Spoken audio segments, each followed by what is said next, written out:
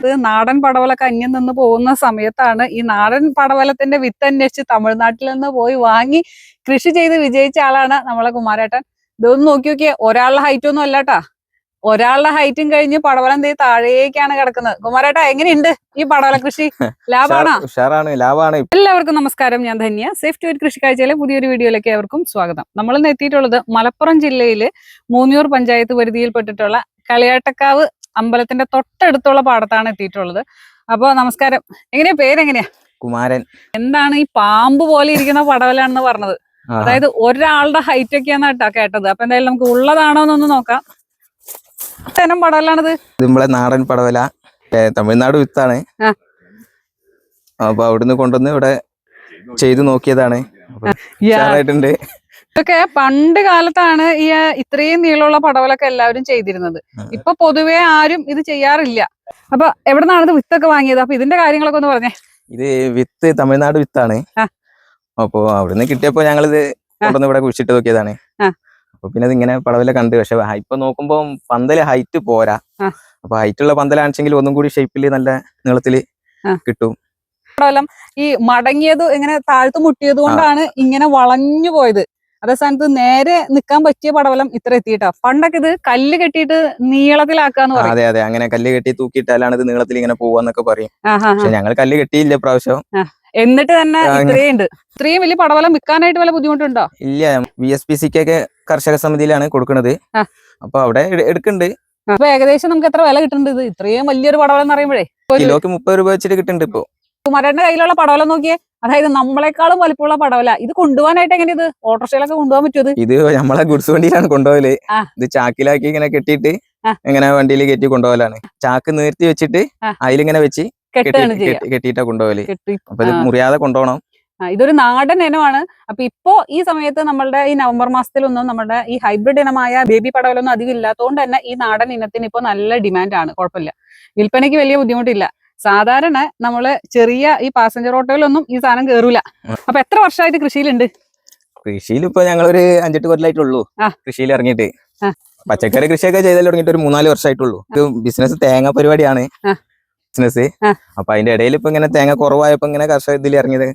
വാഴയുണ്ട്, അതിന്റെ ഇടയിൽ പച്ചക്കറി തുടങ്ങിയിട്ട് ഇപ്പൊ കുറച്ചേ ആയിട്ടുള്ളൂ. അതെ. ചെറിയ പടവലം കൃഷി ചെയ്തിട്ടുണ്ടോ?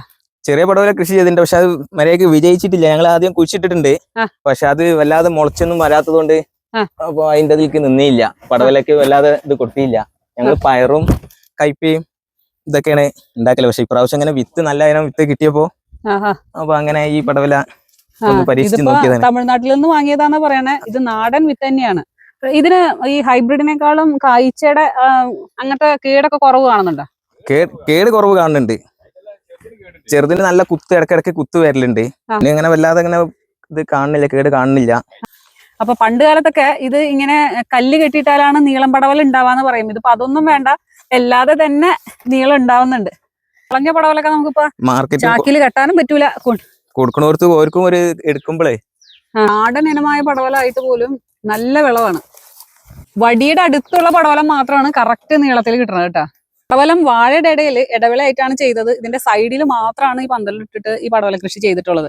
ഇത് എങ്ങനെയാണിത്? വിത്ത് എങ്ങനെയാ നട്ടത് മുതലൊന്ന് ഓടിച്ചൊന്ന് പറഞ്ഞേ. വിത്ത് തമിഴ്നാട് വിത്താണ്.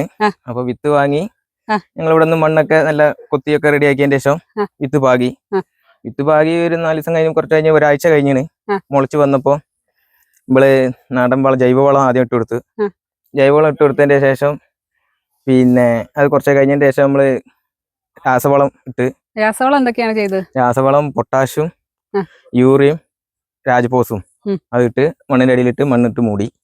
അതിനുശേഷം പിന്നെ ഞാൻ യൂറിയ ഒരു പ്രാവശ്യം അടിച്ചെടുത്ത്. അങ്ങനെ വേറെ ഒന്നും ഇപ്പൊ എല്ലാം ചെയ്തില്ല. പിന്നെ മരുന്നടി കുറവാണ്, മരുന്ന് ഒരു പ്രാവശ്യം അടിച്ചിട്ടുള്ളൂ. അപ്പൊ കാര്യമായിട്ട് വലിയ കേടുകളൊന്നും ഇല്ല. വലിയ കേടൊന്നും ഇല്ല.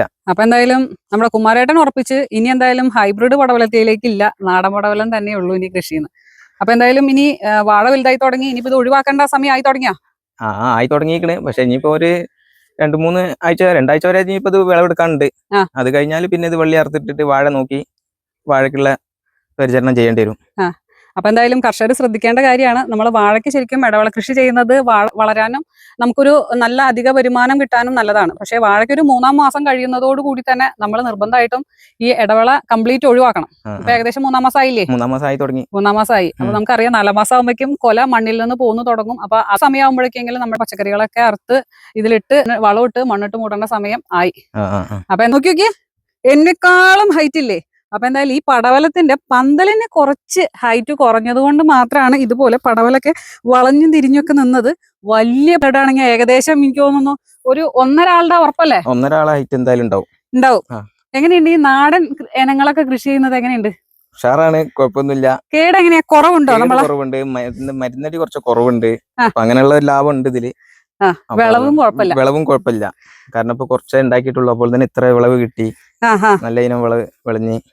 അപ്പൊ എന്തായാലും നാടൻ ഇനങ്ങളും ആരും ഉപേക്ഷിക്കേണ്ട. ഇതുപോലെയുള്ള ഇനങ്ങളൊക്കെ നല്ല വിളവ് തന്നെയാണ്. അപ്പൊ ഇതിന്റെ എന്തായാലും ഏറ്റവും വലിയൊരു പ്രത്യേകത എന്താ വെച്ചാല്, ഇപ്പൊ ഈ നവംബർ ഡിസംബർ മാസത്തിൽ പൊതുവെ നമ്മൾ ബേബി പടവലൊക്കെ പൊതുവെ കൃഷി കുറവാണ്. അതുകൊണ്ട് ഈ നാടൻ ഇത്ര വലിയ പടവലൊക്കെ ആയാലും ഡിമാൻഡ് ഒട്ടും പിന്നിലല്ല. അപ്പൊ അതുകൊണ്ട് തന്നെ ഇതിന് നല്ല വില കിട്ടുന്നുണ്ട്. അപ്പൊ എന്തായാലും ഈ ഒരു സീസണും സമയമൊക്കെ കണക്കാക്കി ഇതുപോലെയുള്ള നാടൻ ഇനങ്ങളൊക്കെ നിങ്ങൾ കൃഷി ചെയ്തോ ഒരിക്കലും നഷ്ടാവില്ല. അപ്പൊ അത് മാത്രമല്ല, ഇതിൽ കീടനാശിനി പ്രയോഗമൊക്കെ വളരെ കുറവ് മതി. ഈ കായ്ച്ചയുടെ ആക്രമണമൊക്കെ വളരെ കുറവ് തന്നെയാണ്.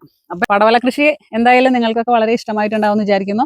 അപ്പൊ എന്തായാലും ഇത്ര നേരം ഈ കാര്യങ്ങളൊക്കെ ഞങ്ങളുമായി പങ്കുവച്ച കുമാരേട്ടനോട് നന്ദി പറയുന്നു. അതോടൊപ്പം തന്നെ ഈ വീഡിയോ കണ്ടുകൊണ്ടിരുന്ന എല്ലാവരോടും നന്ദി പറഞ്ഞുകൊണ്ട് നിർത്തുന്നു. നന്ദി, നമസ്കാരം.